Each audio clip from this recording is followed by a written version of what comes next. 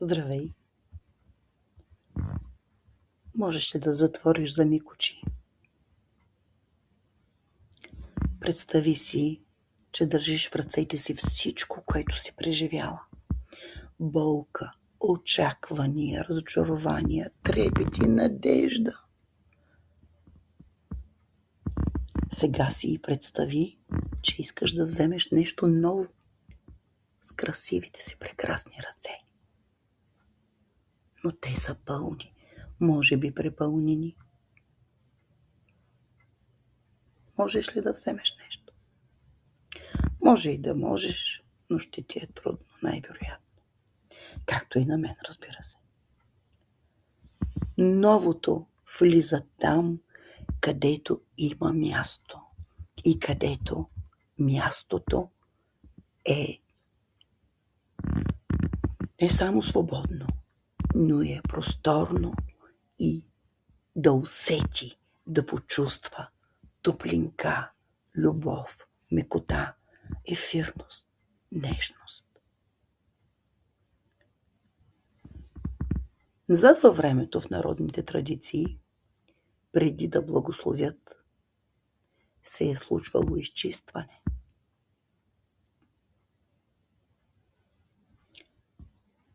Най-вероятно се е случвало чрез пост, чрез молитва. Да изчистиш тялото, да изчистиш съзнанието си. Преди да се вплетат в любовта и тях в тях, са пускали старото.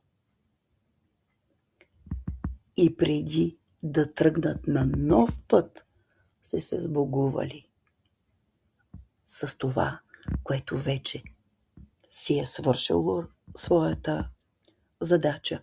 Изпълнило е прекрасно за тогава, за в момента, дори и да не сме се чувствали добре, но той е изпълнило по най-прекрасния начин задачата си.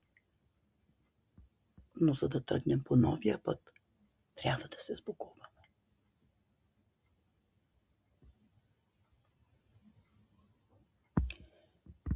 Тогава са препоръчвали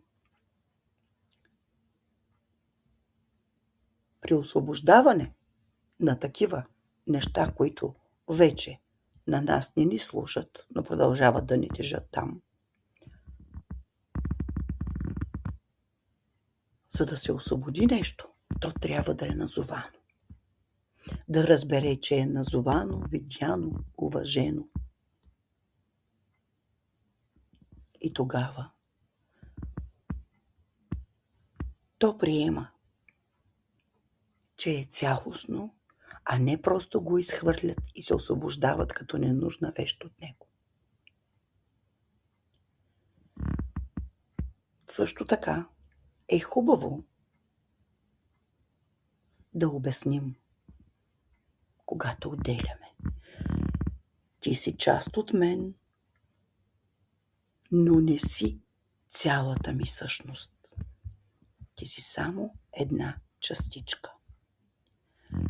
Когато ние го назовем и му покажем, че го отделяме, му даваме и информацията, че връщам това, което не е мое, и освобождавам това, което вече не ми служи. Виждаш ли колко много мъдрост и любов има в това?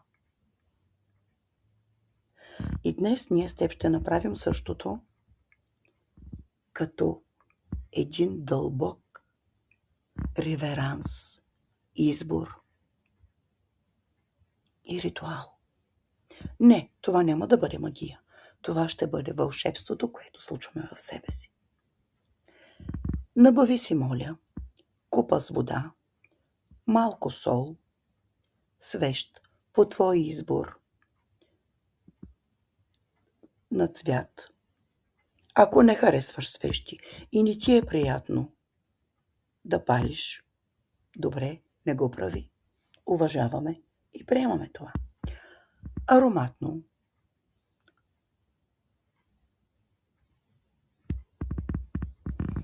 Масълце, лавандула, роза или каквото ти искаш. и едно прекрасно листче и химикалка.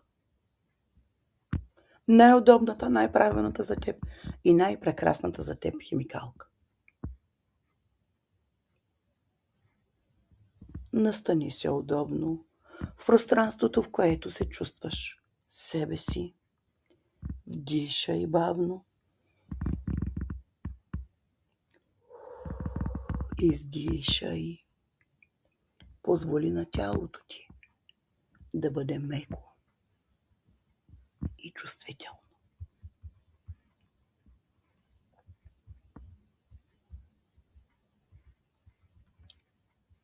Позволи на тялото си да се отпусне, за да може да освободи. Ако то е стегнато, ако то е заключено, няма да успеем да направим най-важното, а то е да освободим. Моля те, покани мислите си, в които държиш заключени болката от.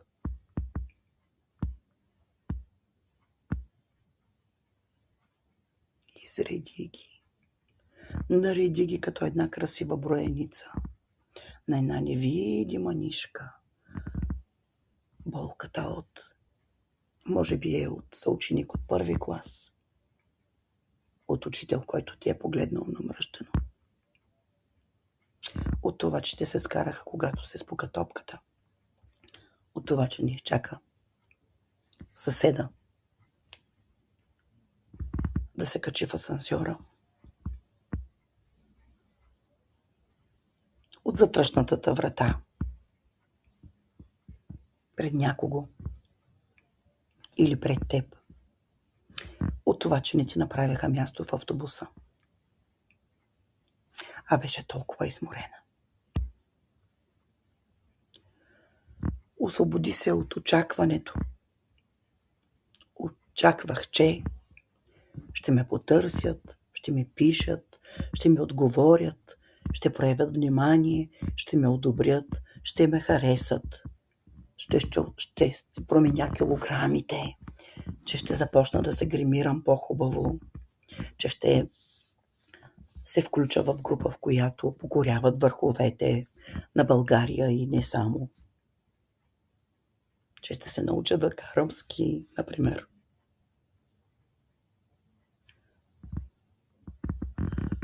Освобождавам се от нуждата да спасявам, да бъда жертва, да бъда агресор, да бъда този, който изтласква напред другите, очаквайки да го направят и за мен, примерно. Нуждата да сториш нещо, да събориш нещо, ако искаш и да изкрещиш. А защо не и да си купиш сладолет, захарен памук, да отидеш на цирк, да си купиш маратонките от витрината, покрай която минаваш всеки ден, но все за нещо друго трябва да заделиш парички. Да караш колело. Виждаш ли колко много пластова може да бъде нуждата? От страха, че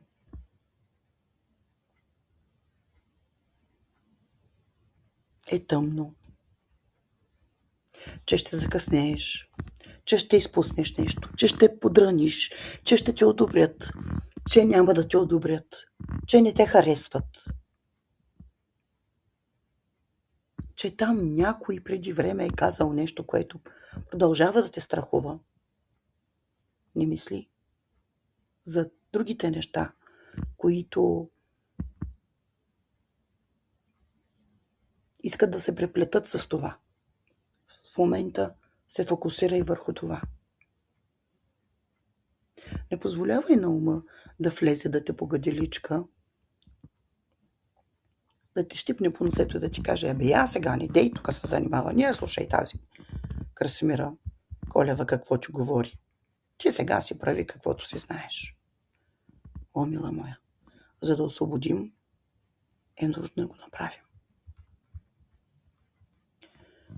Това всичкото, което си го намисли и си го показа пред себе си на едно невидимо табло, можеше да си го напишеш, когато следващия път и слушаш това вълшебство.